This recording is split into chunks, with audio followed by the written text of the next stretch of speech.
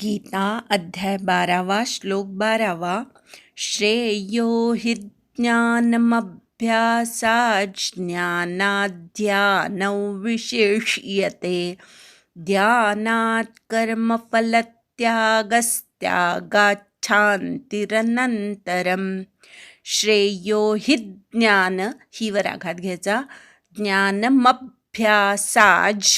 म वर आघात घ्यायचा अर्ध्या ज पर्यंत जायचं ज्ञानात ध्यानौ ना नंतर द चा उच्चार करायचा आणि खाली जो ध अर्धा दिसतोय तो पूर्ण ध आहे त्याला य जोडलेला आहे ध्यानौ अनुस्वाराचा औ असा उच्चार करायचा विशेष यते शीवर आघात घ्यायचा ध्यानात ध्या पूर्ण म्हणायचा ना पण पूर्ण म्हणायचा ध्यानात कर्मफलत्यागस कर्ममधल्या क वर आघात फलमधल्या ल वर आघात त्यागस त्या पूर्ण म्हणायचा ग वर आघात घ्यायचा त्यागाच्छान्तिरनंतरम त्यागा गा नंतर अर्ध्या च चा उच्चार करायचा मग शांती म्हणायचा त्यागाच्छान्तिरनंतरम इथल्या र चा पूर्ण उच्चार करायचा म्हणजे अनंतरम असं ऐकू येईल ते बरोबर आहे श्रेयो हि ज्ञानमभ्यासाज्ञानाध्यानौ विशेष्यते श्रेयो हि ज्ञानमभ्यासाज्ञानाध्यानौ विशेष्यते श्रेयो हि ज्ञानमभ्यासाज् ज्ञानाध्यानौ विशेष्यते श्रेयो हि ज्ञानमभ्यासाज्ञानाध्यानौ विशेष्यते श्रेयो हि ज्ञानमभ्यासाज्ञानाध्यानौ विशेष्यते ध्यानात् कर्मफलत्यागस्त्यागाच्छान्तिरनन्तरम् ध्यानात् कर्मफलत्यागस्त्यागाच्छान्तिरनन्तरम् ध्यानात् कर्मफलत्यागस्त्यागाच्छान्तिरनन्तरम् ध्यानात् कर्मफलत्यागस्त्यागाच्छान्तिरनन्तरम् ध्यानात् कर्मफलत्यागस्त्यागाच्छान्तिरनन्तरम् ध्यानात् कर्मफलत्यागस्त्यागाच्छान्तिरनन्तरम् श्रेयो हि ज्ञानमभ्यासाज्ञानाध्यानौ विशेष्यते ध्यानात् कर्मफलत्यागस्त्यागाच्छान्तिरनन्तरम् संधि विग्रह श्रेयः हि ज्ञानम् अभ्यासात् ज्ञानात् ध्यानं विशेष्यते ध्यानात् कर्मफलत्यागः त्यागात् शांतिः अनंतरम श्रेयः म्हणजे श्रेयस्कर किंवा श्रेष्ठ कल्याणकारक ही म्हणजे निश्चितपणे ज्ञानम म्हणजे ज्ञान अभ्यासात म्हणजे अभ्यासापेक्षा किंवा अभ्यासातून असे दोन्ही अर्थ होतात ही पंचमी आहे आणि पंचमीला ऊन हे प्रत्यय लागतात म्हणून अभ्यासातून किंवा अभ्यासाहून असे दोन्ही अर्थ होतात ज्ञानात म्हणजे ज्ञानाहून किंवा ज्ञानातून ध्यानम म्हणजे ध्यान विशेष्यते म्हणजे श्रेष्ठ आहे विशेष आहे ध्यानात म्हणजे ध्यानातून किंवा ध्यानाहून कर्मफलत्यागः कर्मफलाचा त्याग त्यागात म्हणजे त्यागातून किंवा त्यागाहून शांती म्हणजे शांती परमशांती अनंतरम म्हणजे तत्काळ लगेचच नंतर म्हणजे उशिरा आणि अनंतर म्हणजे तत्काळ अन्वय अभ्यासात ज्ञानम श्रेयः ज्ञानात ध्यानं विशिष्यते ध्यानात कर्मफलत्यागः हि त्यागात अनंतरम शांतिः अभ्यासापेक्षा किंवा अभ्यासातून झालेलं ज्ञान श्रेष्ठ आहे. ज्ञानापेक्षा किंवा ज्ञानातून ध्यान झालेलं श्रेष्ठ आहे. ध्यानापेक्षा किंवा ध्यानाहून कर्मफलाचा त्याग निश्चितपणे श्रेष्ठ आहे. त्यागातून तत्काळ परमशांतीचा अनुभव होतो किंवा परमशांती प्राप्त होते. या श्लोकामध्ये तरतम भावाने कशापेक्षा काय श्रेष्ठ हे भगवंतानी सांगितलेलं आहे. 8 ते 11 ह्या श्लोकांमध्ये भगवंताने उपासना कशी करावी हे सांगितलं. त्यामध्ये उपासना विविध प्रकारच्या सांगितल्या गेल्या. 8व्या श्लोकामध्ये जी उपासना सांगितली ती म्हणजे मनबुद्धी भगवंताच्या ठिकाणी ठेवणे किंवा एकाग्र करणे. 9व्या श्लोकामध्ये सांगितलं की अभ्यास योगाच्या द्वारे मला प्राप्त करून घेण्याची इच्छा कर. 10व्या श्लोकामध्ये कर्म भगवंता प्रीत्यर्थ करणारा हो असं सांगितलं. 11व्या श्लोकामध्ये कर्मफलाचा त्याग करून आत्मवान हो असं सांगितलं. अशा प्रकारे 4 प्रकारे उपासना भगवंतांनी सांगितली. ह्या 4 प्रकारच्या उपासनेमध्ये कुठली उपासना कुठल्यापेक्षा श्रेष्ठ हे या 12व्या श्लोकात सांगितलेलं आहे. श्रेयस्कर म्हणजे कल्याणकारक किंवा श्रेष्ठ असं पहिलं सांगितलं. अभ्यासात ज्ञानम श्रेयः, अभ्यासापेक्षा ज्ञान श्रेयस्कर आहे.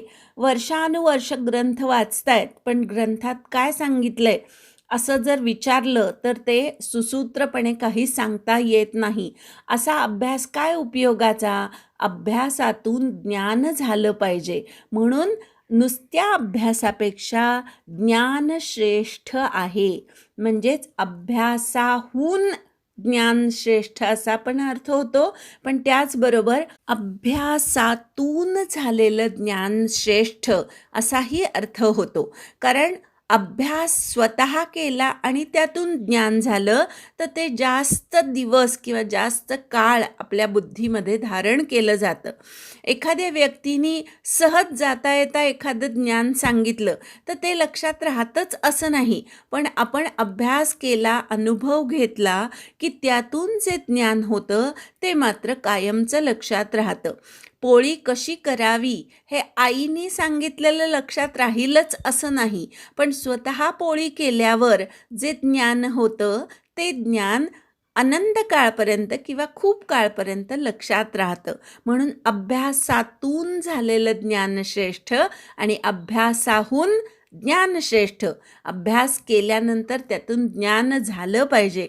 आणि जे आपण काय अख्खा ग्रंथ वाचला त्यातले 5 वाक्य जरी आपली ज्ञानरूपाने किंवा अनुभव रूपाने आपल्या लक्षात राहिली तर ती 5 वाक्यसुद्धा श्रेष्ठ आहेत. म्हणून अभ्यासातून झालेलं ज्ञान श्रेष्ठ आणि अभ्यासाहून ज्ञान श्रेष्ठ हे दोन्हीही अर्थ घ्यायचे. दुसरा पुढे सांगितलं ज्ञानातून झालेलं ध्यान श्रेष्ठ किंवा ज्ञानाहून ध्यान श्रेष्ठ. आता ज्ञानातून झालेलं ध्यान कसं श्रेष्ठ? तर ज्ञानपूर्वक जेव्हा तुम्ही एखादी गोष्ट करता तेव्हा ती गोष्ट सहज होऊन जाते, निरहंकारपणे होऊन जाते. जे जे करायचं ते भगवंता प्रीत्यर्थ करायचं. या ज्ञानातून जेव्हा तुम्ही एखादं कर्म करता, हे ध्यानात ठेवून जेव्हा तुम्ही एखादं कर्म करता तेव्हा ते कर्म आपोआप निरहंकार होऊन जातं. म्हणून कोरड्या ज्ञानापेक्षा ते ज्ञान ध्यानात राहिलं पाहिजे आणि त्या ध्यानपूर्वक कर्म झाली पाहिजेत तर ती श्रेष्ठ होतात. म्हणून ज्ञानातून झालेलं ध्यान श्रेष्ठ आणि ज्ञानापेक्षा ध्यान श्रेष्ठ. एखादा ज्ञानी नसेल पण तो ध्यानपूर्वक भगवंताच्या स्मरणामध्ये कर्म करत असेल, त्याला ज्ञान नसेलही. जशी जनाबाई होती की ती फार ग्रंथ वाचलेले असतील नसतील माहिती नाही, पण दळिता कांडिता तुझं गायी ना अनंता म्हणजे सर्व कर्म करत असताना तिला भगवंताचं ध्यान अखंड होतं. म्हणून ज्ञानी व्यक्तीपेक्षाही किंवा ज्ञानापेक्षाही ध्यान श्रेष्ठ असं इथे भगवंताने सांगितलं. ध्यानातून कर्मफलाचा त्याग झाला पाहिजे. भगवंत लक्षात राहायला पाहिजे आणि त्या ध्यानपूर्वक कर्मफलाचा त्याग झाला पाहिजे. जे जे कर्म करत आहे ते भगवंताच्या कृपेने घडत आहे. हे ध्यान असलं की कर्मफलाचा त्याग सहज घडतो. मग मुद्दाम तो करावा लागत नाही. जे माझं नाहीच, ज्याच्यामुळे घडतंय त्यालाच त्या कर्मफलाचा त्याग करायचा किंवा त्यालाच ते कर्मफल अर्पण करायचं. हे जर ध्यानात राहून कर्मफलाचा त्याग झाला तर तो त्याग तत्काळ शांतीचा अनुभव देतो. अशा प्रकारे ऊन हे दोन्ही प्रत्यय लावून या श्लोकाचा अभ्यासातून झालेलं ज्ञान श्रेष्ठ, ज्ञानातून झालेलं ध्यान श्रेष्ठ, ध्यानातून झालेला कर्मफलाचा त्याग श्रेष्ठ. कारण कर्मफलाच्या त्यागातून तत्काळ शांतीचा अनुभव येतो. हा असा एक अर्थ होतो. दुसरा अर्थ असा की अभ्यासापेक्षा ज्ञानश्रेष्ठ, ज्ञानापेक्षा ध्यानश्रेष्ठ, ध्यानापेक्षा कर्मफलाचा त्याग श्रेष्ठ. कारण कर्मफलाच्या त्यागातून तत्काळ शांतीचा अनुभव येतो. अशा प्रकारे या श्लोकाचे दोन्हीही अर्थ आहेत. एक गोष्ट बघूयात. त्यागातून तत्काळ शांतीचा अनुभव येतो हे आपल्याला समजायला थोडं आपण तितके त्यागी नसतो. त्यामुळे त्याग केल्यानंतर बरेच वेळा रुखरुख मनात राहते. ती रुखरुख कधी राहत नाही हेही आपण अनुभवलेलं असतं. फक्त हा त्यागातून मिळालेला आनंद आहे हे आपल्याला कित्येक वेळा लक्षात येत नाही. एक छोटासा मुलगा असतो, तो शाळेत गेलेला असतो. शाळेत कुणाचा तरी वाढदिवस असतो आणि त्याला एक चॉकलेट मिळालेलं असतं. ते चॉकलेट तो हातामध्ये मुठीमध्ये घट्ट धरून घरी येतो तर बाहेरच्या खोलीमध्ये बरेच पाहुणे आलेले असतात आणि तो हातात मुठीत घट्ट काहीतरी ठेवलेलं बघून ते सगळे म्हणतात की काय रे तुझ्या हातामध्ये. तो कुणाला काही दाखवत नाही. आईला शोधतो. आई आतमध्ये स्वयंपाकघरात स्वयंपाक करत असते. तो आईच्या जवळ जातो, ते चॉकलेट सोडतो, म्हणजे कागद काढतो त्याच्यावरचा आणि ते चॉकलेट आईच्या तोंडात भरवतो आणि हाताने टाळ्या पिटत बाहेर येतो. आता ह्या मुलाला जो आनंद झालेला आहे तो कुठला आनंद आहे. त्यांनी तर काही स्वतः चॉकलेट खाल्लेलं नाही, तरीसुद्धा त्याला आनंद झाला आहे. तो शांत झालेला आहे. हे कशातनं मिळालेली ही शांती आहे तर त्यागात शांतिरनंतरम. आपल्या आवडत्या व्यक्तीसाठी जेव्हा आपण काहीतरी त्याग करतो तेव्हा मनाला रुखरुख तर लागत नाहीच, उलट एक प्रकारचं समाधान किंवा शांती प्राप्त होते. आणि जेव्हा आपण जे जे कर्म करत आहोत त्या कर्मफलाचा त्याग भगवंताप्रीत्यर्थ, आपल्या सर्वात आवडत्या शक्तीप्रीत्यर्थ करत आहोत असं लक्षात राहतं, तेव्हा त्या त्यागातून तत्काळ शांतीचा अनुभव येतो असं या श्लोकामध्ये सांगितलेलं आहे. एकदा श्लोक म्हणूया आणि थांबूया. श्रेयो हि ज्ञानमभ्यासात् ज्ञानाद् विशिष्यते, ध्यानात् कर्मफलत्यागस्त्यागात् शान्तिरनन्तरम्. हरि ओम तत्सत्.